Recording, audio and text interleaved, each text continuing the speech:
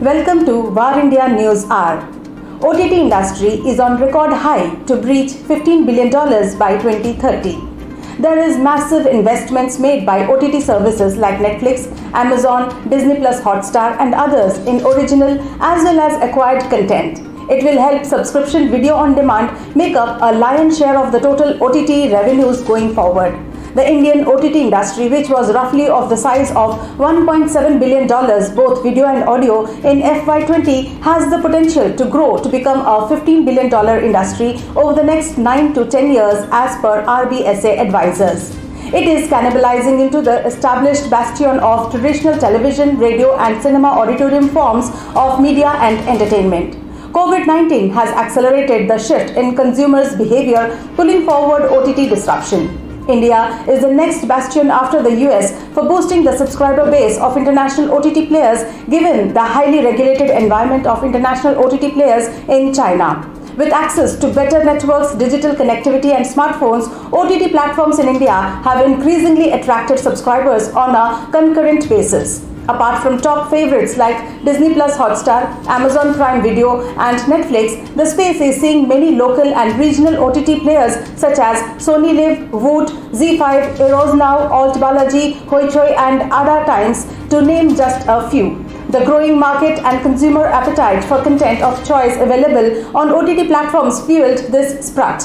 OTTs offer a never-before consumer experience, choice of content, ease of access, choice of device or mediums, that is your handphone, laptop, tablet or TV screen, liberal censorship policy. An expert says in the coming days, the OTT players may come up with their customized hardware to enjoy more and stay safe. Let's look into today's headlines in VAR India. Mantra Data Centers to invest $1 billion in India. Mantra Data Centers, that is MDC, an independent data center platform and wholesale co-location provider, has announced significant investment plans across India by signing MOUs with Indian state governments of Maharashtra, Tamil Nadu and Karnataka for design, development and operate with state-of-the-art data center facilities with an initial IT load of 20 megawatts in each of the key data hubs of data centers in Mumbai, Chennai, Bangalore, Hyderabad and Kolkata. Canon introduces pigment-based ink tank printers in India. Continuing the legacy of innovation and to make the customer delight, Canon has come out with Maxify GX7070 and Maxify GX6070 ink tank printers to meet high-volume demands for color printing across small and mid-sized offices. With water-resistant, fast printing and flexible paper handling, the two new printers are designed to combine productivity and laser printer-like efficiency and enable users to increase business productivity. Manabu Yamazaki, President and CEO Canon India, said India has been one of the most important markets for Canon's printing business, having received a huge acceptance for ink tank printers amongst all customers. Marvell Tech to acquire Innovium for $1.1 billion.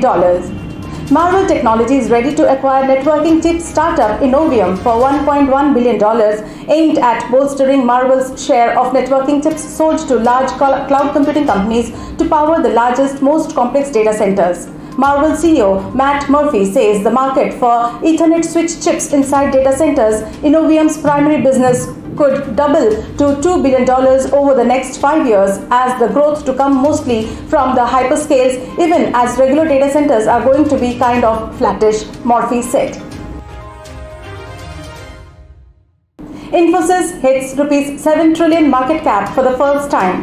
Infosys has joined the elite club of companies with ₹7 trillion market capitalization on the BSE after its share price hit a new high of ₹1,646.40 in the intraday deals. The stock of the company has outperformed the market in the past 2 weeks by gaining 7% after Infosys raised its revenue growth guidance for financial year 2021-22 powered by a robust deal pipeline. In comparison, the S&P BSE Sensex was up 1.5% during the same period. The company announced Infosys Finacle, part of Edgeworth Systems, a wholly owned subsidiary of Infosys, and Union Bank of the Philippines, that is UBP, a leading bank in the Philippines, announced that the bank will migrate from an on-premise deployment to the state-of-the-art financial digital banking solution suite on cloud. Again, the cyber crooks from Jamtara are in limelight. Criminals made rupees 4.5 crores. The gang from Jharkhand Jamtara has been cheating several retired policemen by posing as treasury officers. Noor Ali, who was also arrested by the Punjab police after cheating Praneeth Kaur, wife of Punjab's Chief Minister Captain Amarinder Singh, who is the MP from Punjab, is now in the UP police net. He disclosed that the gang had made more than 120 fake bank accounts and mobile wallets which were used to circulate money made by cheating. The gang so far has made more than rupees 4.5 crores. That is for now. Please like, share, comment and subscribe to War India News Magazine. Stay tuned. Thank you.